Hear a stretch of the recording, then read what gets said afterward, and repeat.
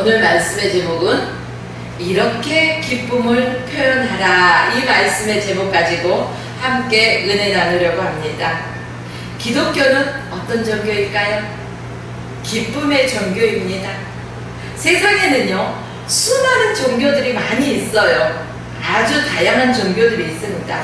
그런데 우리 기독교만큼 기쁨을 강조하는 종교도 없다는 것입니다. 우리 기독교는 이렇게 기쁨을 표현할 줄 아는 기쁨의 종교입니다. 그래서 사람들을 보면요, 불교는 상갓집에 간 것 같고, 또 유교는 제사집에 간 것 같고, 기독교는 잔치집과 같다, 이런 말들을 사용하기도 합니다. 맞는 것 같습니까? 예. 그래서 말씀에 보면, 성경 말씀에 보면요, 희락, 기쁨, 기뻐하라. 오늘 조금 전에 부른 찬양을 보니까 내 영혼에 희락이 있다는 거예요. 기쁨이 있다는 거예요. 내 영혼이 기쁘면은 우리가 기쁨을 감출 수가 없다는 겁니다.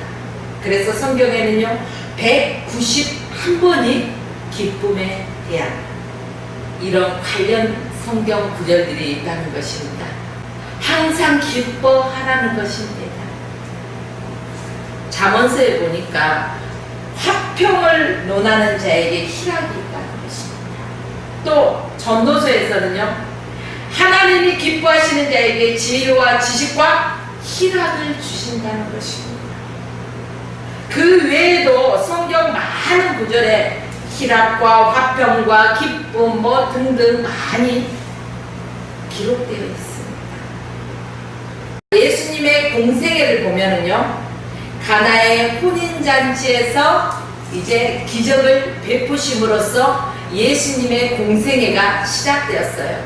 가나의 혼인잔치집에 뭐가 떨어졌어요? 포도주가 떨어졌어요. 잔치집에서 포도주가 떨어지면 그날 잔치는 끝이에요. 그런데 여기에서 예수님이 기적을 행하셨던 것입니다. 이제 이 일로 인해서 공생의 시작이 되죠. 왜 예수님은 공생의 시작을 가나의 혼인자리에서 기적을 베푸시는 것부터 공생애를 시작했을까? 그냥 우연히?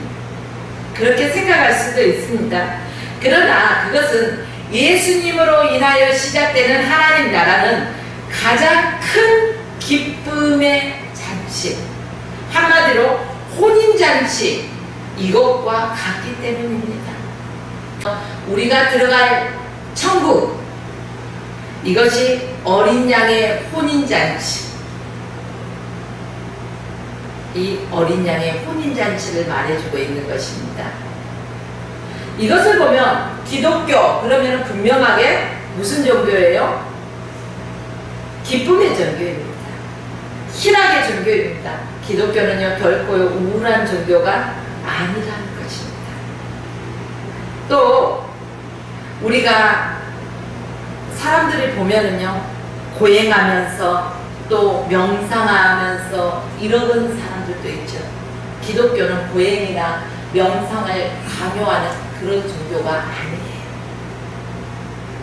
기독교는 끊임없이 움직이면서 행동하는 역동적인 삶의 종교라는 것입니다. 머물러 있지 않아요. 고여 있지 않아요. 역동적으로 활동한다는 것입니다.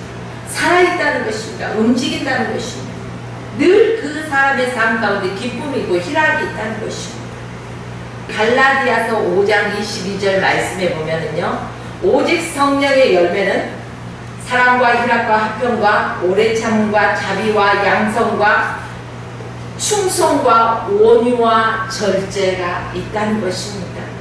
성령의 열매, 바로 희락, 기쁨, 이러한 열매가 있다는 것입니다. 우리가 살아가면서 이 기쁨이 늘 충만하시길, 희락의 열매가 넘쳐나시길 주의 이름으로 축원합니다. 아멘. 기쁨은요, 우리 조금 전에 우리 집사님한테 물어보니까요, 나는 기쁨을 혼자 내 안에 감춰둔다, 이렇게 말씀하셨어요. 그런데 기쁨은 표현 우리가 감정을 잘 표현할 줄 알아야 된다는 것입니다. 사람들은요, 슬픔도요, 어떤 사람들은요, 잘 묻어둬요. 슬퍼도 그 사람 보면은요, 슬픈 사람 같지가 않아. 근데 그런 사람들을 보면은, 기뻐도 기쁜 것을 감추려고만 해요. 그런데, 슬픔은 어떻게든 감추어져요. 그런데 기쁨을 감추려고 하는데요, 그 순간순간 우리가 알지 못할 때요, 입가에 뭐가 있어요?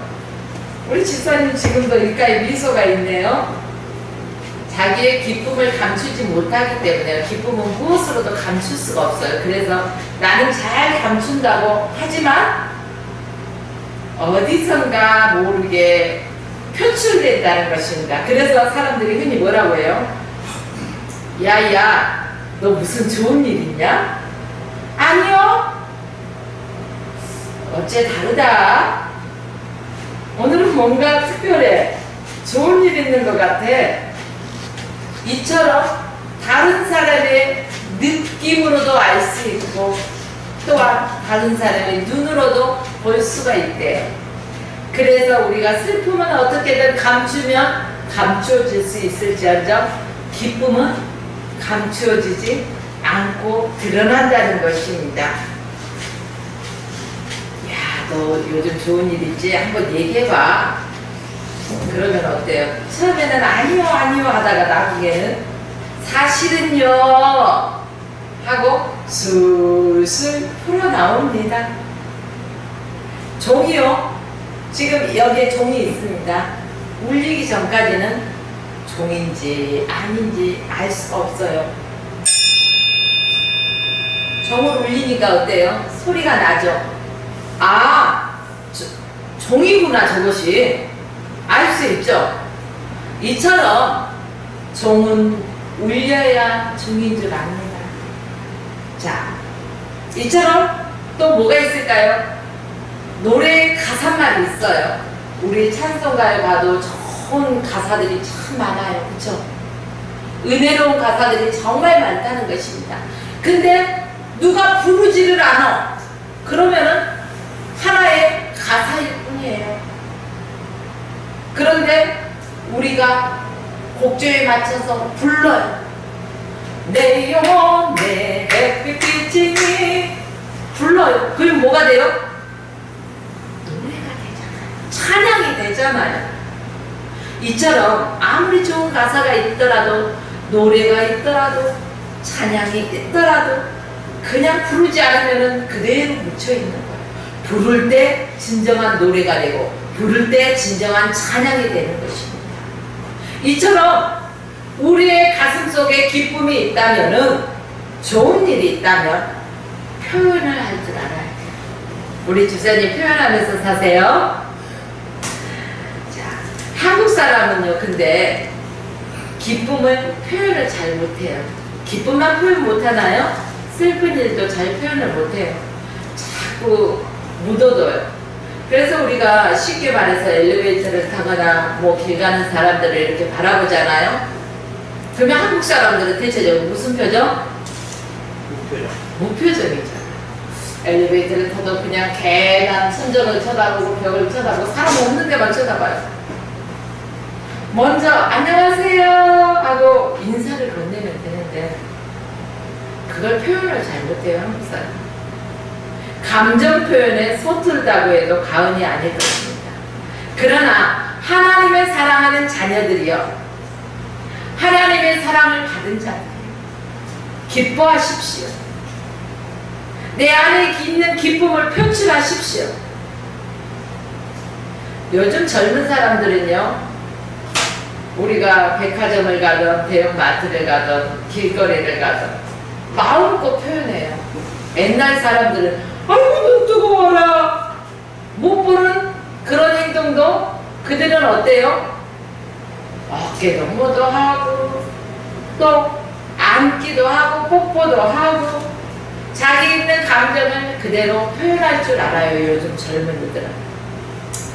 대부분 사람들은 속으로만 기뻐합니다. 사랑하는 성도 여러분, 예전에 우리 어르신들의 모습은 우리가 마음껏 속의 것을 표현하면 자기 속의 것을 다 표현하고 어떻게 산다냐, 이런 말씀들을 하십니다. 진지하지 못하고 또한 경망스럽게 생각했어요.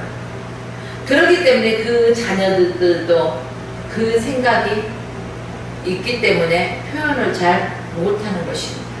그러나 세대가 급속도로 바뀌면서 이제 젊은이들은 자기 자신을 마음껏 표출합니다. 그러나 우리 기성세대들은 아직까지도 고정관념에 사로잡혀 있죠. 경망스럽다. 진지하지 못하다. 그러나 빌립보서에서 보니까 주 안에서 항상 기뻐하라. 다시 말하노니 기뻐하라. 이 기뻐하라는 것은 내 속에 기쁨을 감추고 몰래 포장해 놓고 있으라는 것이 아닙니다. 표현하라는 것입니다. 드러나게 하라는 것입니다. 하나님의 자녀들인 저와 여러분들은 그럼 이 기쁨을 어떻게 표현할까요? 어떻게? 예배로 표현할 수 있어야 된다는 것입니다. 하나님의 자녀들인 저와 여러분들이요, 기쁨의 근원 되신 하나님의 앞에 우리가 예배 드릴 때 마음껏 기뻐하며 예배 드리십시오. 지금 이 자리에서도요, 그냥 인상 쓰고 있는 사람도 있고 웃으시는 사람도 있고, 우리가 하나님 앞에 예배 드리는데 억지로 막 안 오려고 하는데 끌려오신 분 계셔요? 아니잖아요. 자기의 두 발로 맞죠? 왔으면 하나님 앞에 기쁨으로 예배를 해야 된다는 것입니다. 이게 예배 드리는 하나님의 자녀로서의 기쁨을 표현하는 첫 번째입니다. 시편 43편 4절 말씀 보니까 그런즉 내가 하나님의 단에 나아가 나의 극락의 하나님께 이르리이다. 왜 다윗은 하나님의 제단에 나가려고 했습니까? 오늘 본문이잖아요. 왜 다윗이 하나님의 제단에 나가려고 했을까? 바로 나의 큰 기쁨의 하나님께 예배드리기 위해서 하나님의 제단에 나아가기 원했던 것입니다. 여기에 앉아 계신 우리 집사님들, 장로님들도요, 다 하나님 앞에 예배드리기 위해서 오늘 나오신 줄 믿습니다. 네. 그렇다면 이 예배가 기쁨의 축제가 되어야 된다는 것입니다. 예배는 항상 축제의 분위기, 하나님이 기뻐 흠양하실 수 있는 축제의 분위기가 되어져야 된다는 것입니다. 예배의 대상 누구예요? 나의 기쁨이 되신 하나님이 나의 예배의 대상이에요. 나의 기쁨의 하나님이란 말은 나의 기쁨이 되고 또 나의 기쁨이 되신다는 것입니다. 한 번 기쁨이 되고 끝나버리는 게 아니라 나의 기쁨이 되고 또 기쁨이 되고 또 기쁨이 되는 영원한 기쁨이 되는 나의 하나님 앞에 예배하는 것이라는 거죠. 그래서 그 기쁨 속에서 우리가 하나님 앞에 예배자로 서 있다는 것입니다. 지금 이 순간 다윗에게 있어서 예배의 대상은 기쁨의 근원 되신 나의 하나님이셨기 때문에 그가 이렇게 기쁨을 표현한다는 것입니다. 여러분들도 기쁨으로 예배 드려야죠. 자, 나의 하나님만이 나의 인생의 최고의 기쁨이 될 수 있다는 것을 아는 자만이 기쁨으로 예배를 드릴 수 있어요. 돈이 나의 기쁨이야, 명예가 나의 기쁨이야, 권력이 나의 기쁨이야, 골프가 나의 기쁨이야, 문화생활이, 그런 사람은요 기쁨으로 예배할 수가 없어요. 진정한 기쁨, 오직 하나님만 나의 기쁨이 되십니다.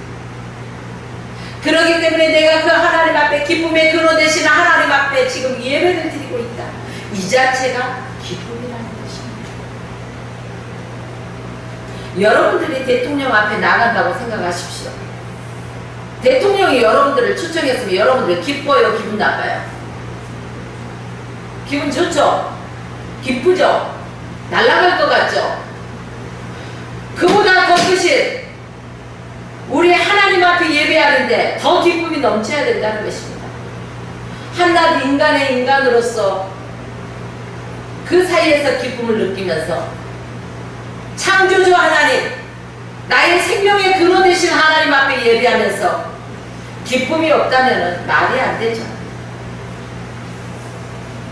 여러분들의 삶 속에 이 예배 안에 지금 기쁨이 넘쳐나시길 주의 이름으로 축원합니다. 아멘.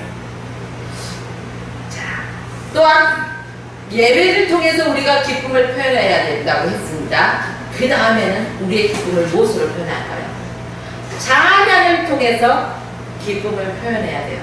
찬양이 언제나 넘치면 은혜로 얼굴이 환해요. 찬양이 넘치면은 은혜로 얼굴이 환하다는 것입니다. 찬양할 때 인상 쓰면서 보기 좋아요? 찬양하면서요, 은혜로 찬양해야 돼요. 그럼 기쁨이 넘친다는 것입니다.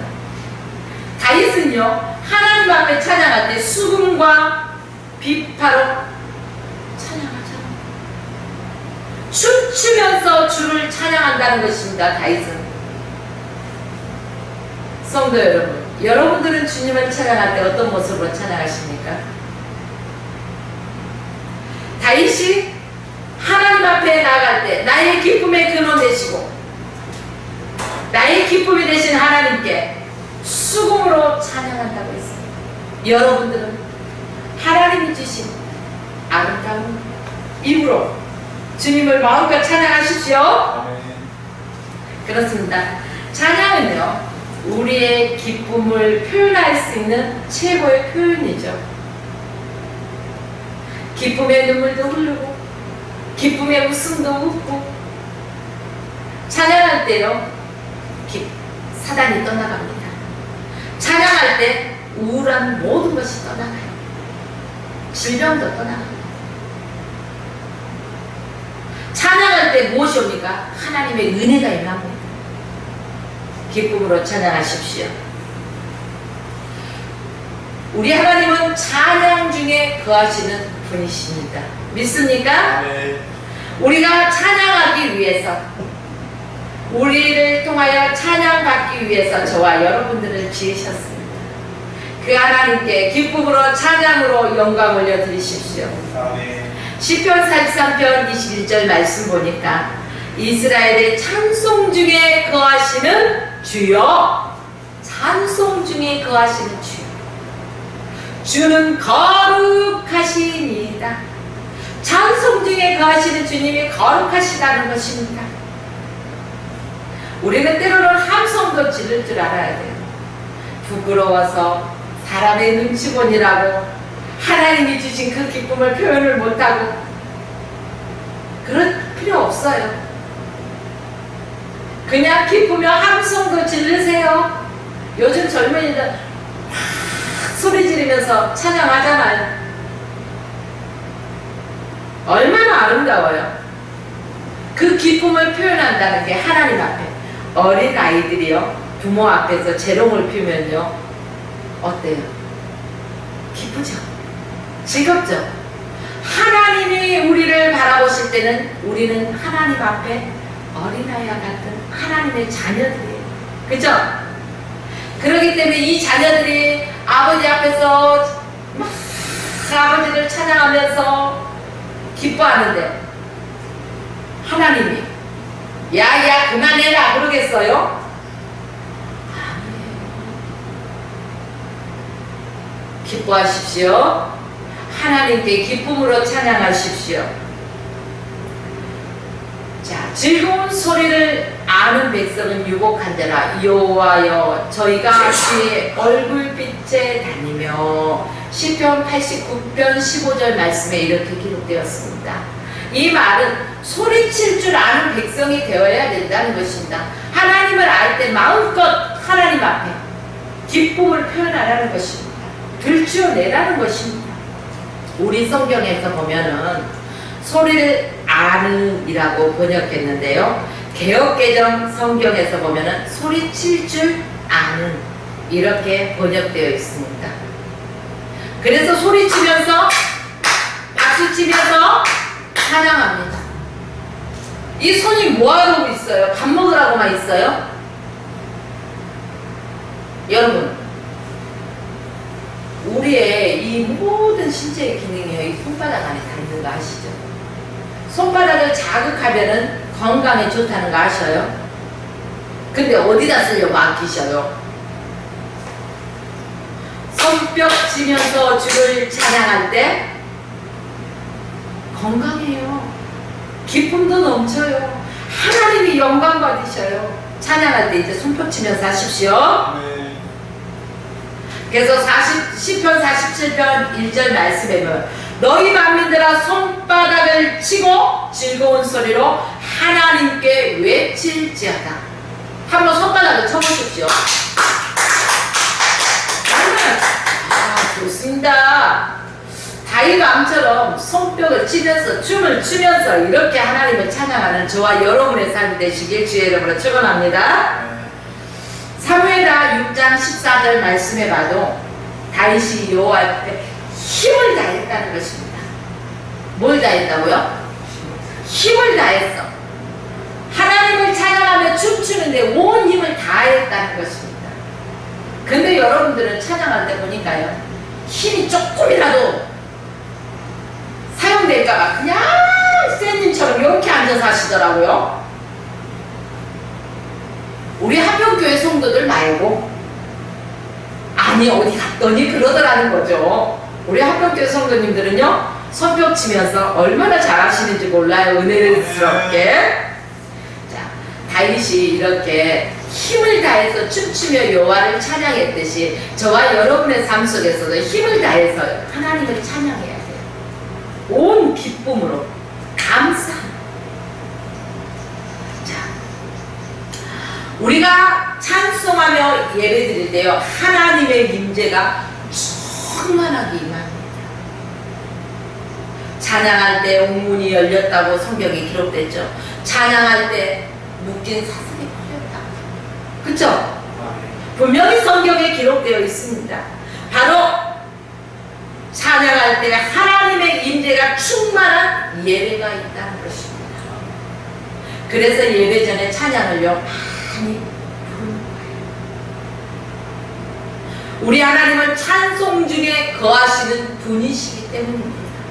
그래서 찬송을 부르는 것은요, 하나님께 찬송 올려드리는 것은 황소를 드림보다 낫다는 거예요. 소 한 마리 얼마예요? 비싸죠? 황소가. 그거 맨날 드리려고 해봐요, 살림 거덜나고 없을 거예요. 근데요, 그거보다 더 큰 것이 바로 찬양이라는 거예요. 그래서 시편 100편 4절 말씀 보니까 감사함으로 그물에 들어가면 찬송함으로 그의 궁정에 들어가서 그에게 감사하며 그 이름을 송축할지어다. 이렇게 성경에 표현되었습니다. 이것은 궁정은요, 하나님의 보좌가 있는 곳, 하나님의 보좌가 있는 곳, 나의 기쁨, 나의 큰 기쁨, 하나님이 자정하고 계신 곳, 그곳에서는 언제나 찬양이 있다는 것입니다. 우리가 찬송으로 하나님 앞에 예배드리고 하나님 앞에 보좌 앞에 나아가기를 주의 이름으로 축원합니다. 사랑하는 성도 여러분, 기쁨을 표현해야 한다는 것입니다. 우리가 기쁨을 표현해야 돼요. 표현되지 않는 기쁨, 그 기쁨은 진정한 기쁨일까요? 아니라고 우리 집사님이 방금 말씀하셨습니다. 맞아요. 진정한 기쁨이라는 것은 감출 수가 없기 때문에 우리 안에서 표현되어지는 것입니다. 누가 봐도 야, 저 사람은 무슨 좋은 일이 있나 봐. 얼굴 표정을 보니까 그래. 저 사람 행동하는 것을 보니까 그래. 너무너무 좋은 일이 있나 봐. 함께 좋아해 준다는 것입니다. 축하해 준다는 것입니다. 그렇다면 저와 여러분의 기쁨을 어떻게 표현해야 돼요? 예배로 우리의 기쁨을 표현해야 된다고 말씀드렸습니다. 기억하십니까? 그 다음에는 무엇으로 기쁨을 표현하라고 했죠? 손뼉 치면서 뭐예요? 주를 찬양합니다. 맞죠? 찬양으로 우리의 기쁨을 표현해야 된다는 것입니다. 우리는 예배로 기쁨을 표현하고 찬양으로 기쁨을 표현해야 됩니다. 우리의 찬양을 자주 많이 부르다 보면 우리가 찬양 드릴 때 하나님이 얼마나 기뻐하실까? 하나님이 기뻐하실 것을 생각해 보십시오. 그런데 성경 인물 중에요, 가장 많은 찬양을 드렸던 사람이 있습니다. 누굴까요?